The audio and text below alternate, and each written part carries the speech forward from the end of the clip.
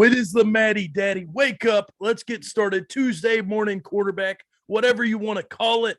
Takeaways, reactions. It's the MattyDaddy. NFTDraft.io. Future fantasy sports. Before we get into all the crazy action, give a shout out to our sponsors this week. Nifty Blocks, Olive Lands, and Pinmaster all brought it. We had a great time in these tournaments. A lot of intrigue because of the craziness of week 9. So let's get going. We're going to talk some takeaways, some reactions. Like I said, a lot of shit hit the fan this week. We saw Dallas lose, LA, Vegas, Green Bay, Buffalo, all take L's. Not usual. So that messed up a lot in fantasy football. Let's get to some of the takeaways position by position. I'm going to go quarterback first. We saw Stafford. We saw Josh Allen. These two locked and loaded top 5 quarterbacks. Brady on bye. But you had Allen finish QB 24. So, of course, that upset the whole landscape of fantasy football. Stafford, QB 17 on the week. A lot of craziness. But we had Justin Herbert succeed. QB 2 on the week. QB 7 on the season. 32 for 38. 356. 2 passing touchdowns and a rushing touchdown. This is a 17-point card value. This is a guy, like we said, QB 7 on the year. Seems like a locked and loaded starter. I have seen San Diego, or as we call them, Los Angeles, their starters kind of fluctuate. You've seen Keenan Allen have that consistency, but we've seen Cook kind of be off and on. We saw Eckler have a bad week this week, and Mike Williams has been kind of quiet the last few. So it's just been intriguing. I'd say Herbert, moving on, he's got some tough matchups. Minnesota, Pittsburgh, Denver, not the best spots. Could see him doing good against Minnesota, high-scoring game, but I'm kind of worried about the Pittsburgh-Denver. Proceed with caution, but compared to some of these other quarterbacks, Tannehill's, Matt Ryan's of the world, Tua's, I'd be starting Herbert every week. 17 points, I can live with a bad week from time to time when you are putting up QB1 numbers. Let's get to the RBs. James Conner, the Terminator. Not really. I'll be back. Terminator, one of my favorite movies growing up. Terminator 1, 2, 3 through 7. I can dig it. But, dude, we saw Edmonds go out with the injury.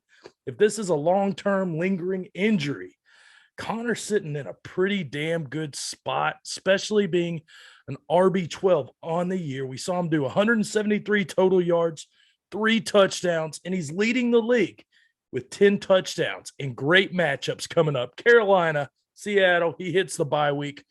But, guys, RB12 on the year in a split backfield. Now, if Edmonds misses a couple games, what we could see with Conner here, we've seen a little bit of it. Granted, he didn't have Kyler Murray playing. Hopkins was out. But this guy's got a safe RB1 floor at 17 points. I can dig it. I can dig it all damn day. Give me Conner. I'm liking his matchups. For some of the duds, we had Eckler, RB25 on the week.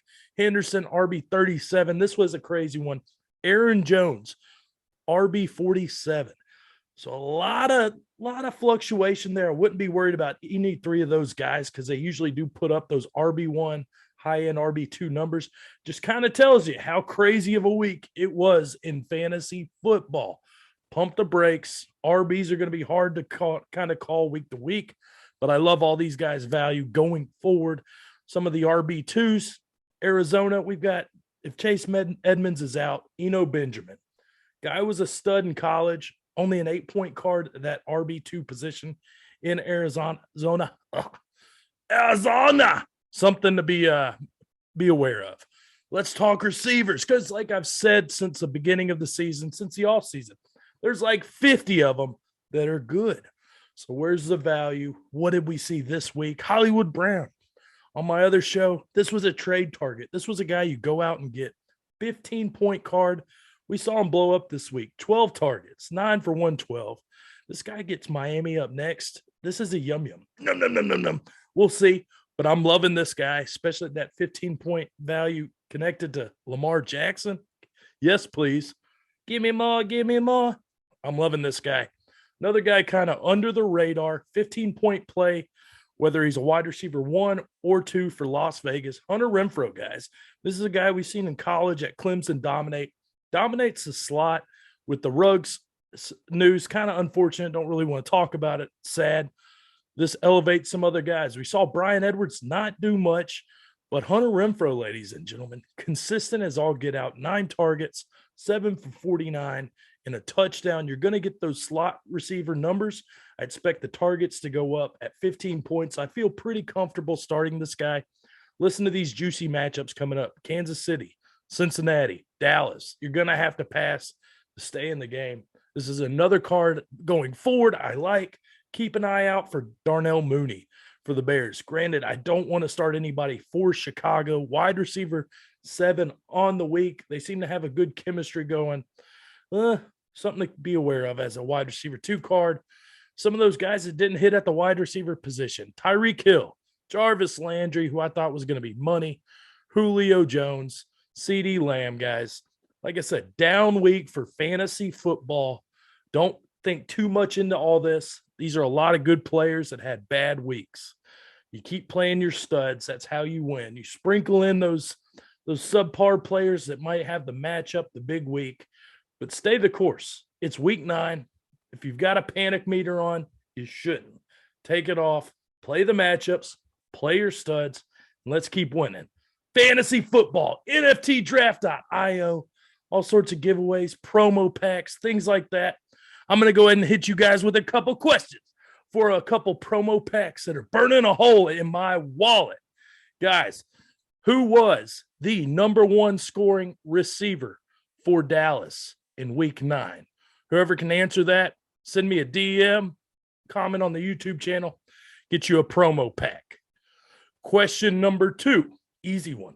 Who was the QB1 in fantasy football for week 9? Comment, send me a DM at MattyDaddyFF or at NFT Draft. We'll get you a promo pack. And question number 3. You guys ready for this? Who was the wide receiver 1 in fantasy for week 9? So granted, guys, answer those questions. Get those promo packs. Let's win. Dallas, who was the highest scoring receiver for week 9? Who is the #1 QB? Who is the #1 receiver, guys? Answer those 3 promo packs. Maybe I'll give out a couple more. NFT Draft, Future of Fantasy Sports. MattyDaddy is the MattyDaddy. We'll get you some more videos. Subscribe, like, leave a review, comment. Hey, let's keep winning. Woo!